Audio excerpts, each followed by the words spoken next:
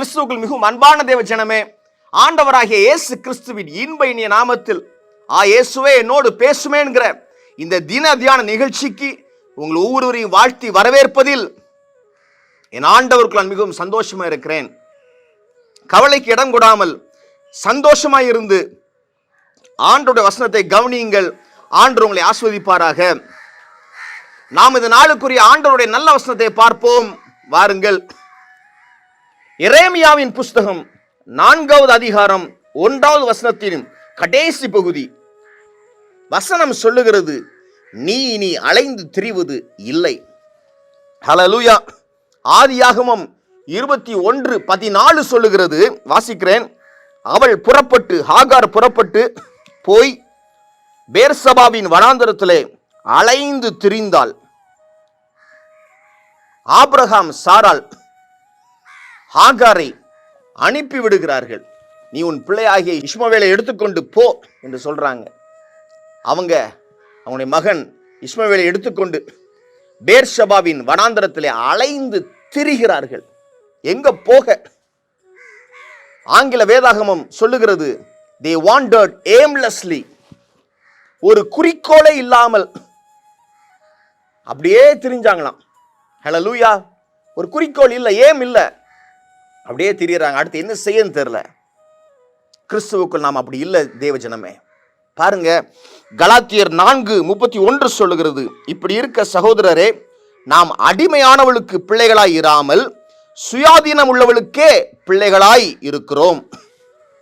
அடிமையான ஆகாருக்கு நாம் பிள்ளைகளாய் இல்லாமல் சுயாதீனம் உள்ள சாராளுடைய பிள்ளைகளாய் நாம் இருக்கிறோம் என்று வேதம் சொல்லுகிறது. ஹல்லேலூயா. சாராள் கூடாரத்தில் தங்கி இருக்கிற ஒரு ஸ்திரீயாக இருக்கிறாள். அவள் அடிமையானவள் அல்ல, சுயாதீனம் உள்ள ஒரு ஸ்திரீ. அவளுடைய பிள்ளைகளா நாம் இருக்கிறோம். அடிமையான நியாயப்பிரமாண ஸ்திரீயாகிய ஆகாரை போல் நாம் இல்லை தேவஜனமே. அப்படியே ஏம் இல்லாமல் சுத்தி கொண்டு இருக்க இல்லை. நாம் கிறிஸ்துவுக்குள் நிலைத்திருக்கிற ஒரு இடத்தில் இருக்கிற ஜனங்களாய் இருக்கிறோம். ஹல்லேலூயா. ஒருத்தங்க ஒன்று சொன்னாங்கன்னா, உங்க பாவங்கள்லாம் மன்னிக்கவே படாது அப்படின்னு சொன்னாங்கன்னா, அது பொய்யாக இருக்கிறது. பாருங்கள், அலைந்து திரியாதீர்கள். அடிமையானவர்கள் அல்ல, சுயாதீனம் உள்ளவர்கள். ஹல்லேலூயா. கிறிஸ்துவுக்குள் நிலைத்திருங்கள். ஆண்டவர் உங்கள் பாவங்களை மன்னித்திருக்கிறார். இனி பாவம் செய்யாது என்றுதான் சொல்லுவார். பாருங்கள், நல்ல தேவனை நாம் தேவன் என்று சொல்லிக் கொண்டிருக்கிறோம். நாம் அடிமையானவர்களுக்கு பிள்ளைகள் அல்ல, சுயாதீனம் உள்ளவர்களுக்கு பிள்ளையாக இருக்கிறோம். பாருங்கள், எபேசியர் 4:14-15 வாசித்து பாருங்கள். நான் வாசிக்கிறேன். நாம் இனி குழந்தைகளாய் இராமல் மனுஷருடைய சூதும் வஞ்சிக்கிறதுக்கு ஏதுவான தந்திரமுள்ள போதகமாகிய பலவித காற்றினாலே அலைகளை போல அடிபட்டு அலைகிறவராய் இராமல் அன்புடன் சத்தியத்தை கை கொண்டு தலையாகிய கிறிஸ்துவுக்குள் எல்லாவற்றிலேயும் நாம் வளருகிற ஜனங்களாய் இருக்கும்படியாக அப்படி செய்தார். ஹல்லேலூயா. பாருங்கள், நாம் அலைகளை போல. ஹல்லேலூயா. அவங்க அப்படி சொல்லிட்டாங்க, இவங்க இப்படி சொல்லிட்டாங்க. ஹல்லேலூயா. பல விதமான போதகங்கள் உங்க வாழ்க்கையில உங்களை தேடி வரும். அதுல அப்படியே நீங்க அலைஞ்சு திரியாதீங்க. நீங்க கிறிஸ்துவுக்குள் நிலைத்திருங்கள், வளருங்கள் என்று அவர் சொல்றார். குழந்தைகளாய் நீங்கள் இராமல் கிறிஸ்துவுக்குள் நிலைத்திருந்து வளருங்கள். பலவிதமான டாக்டர்ஸ்லாம் விட்டுருங்க. அவங்க இப்படி சொன்னாங்க, இவங்க இப்படி சொன்னாங்க. இல்லை இல்லை, கிறிஸ்து உங்களை வழிநடத்துகிற ஆண்டவராய் இந்த நாள் முதல் காணப்படுவாய். நீங்கள் குழந்தைகளாய் இராமல் கிறிஸ்துவுக்குள் நிலைத்திருந்து வளர போறீங்க. ஹல்லேலூயா. அது மாத்திரமல்ல, அலைந்து திரிய மாட்டீங்க. பாருங்க, யோசுவா 5:6 சொல்லுகிறது. என்ன சொல்லுது? வாசிக்கிறேன். கர்த்தருடைய சத்தத்திற்கு கீழ்ப்படியாமல் போன எகிப்திலிருந்து புறப்பட்ட யுத்த புருஷரான யாவரும் மாலு மட்டும் இஸ்ரவேல் புத்திரர் 40 வருஷம் வனாந்தரத்தில் நடந்து திரிந்தார்கள்.